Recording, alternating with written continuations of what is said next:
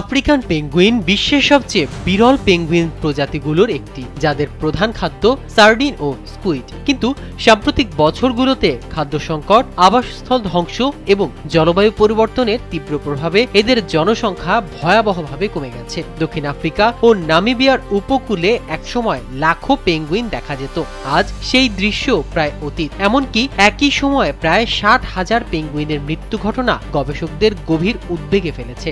Exeter বিশ্ববিদ্যালয়ের গবেষক doctor Richard Shirley জানান, বছরে একবার পেঙ্গুইনরা পালক বদলানোর সময় প্রায় 21 দিন পানিতে নামতে পারে না। স্যান্ডেলিনা সো রূপচর্চায় আভিজাত্য।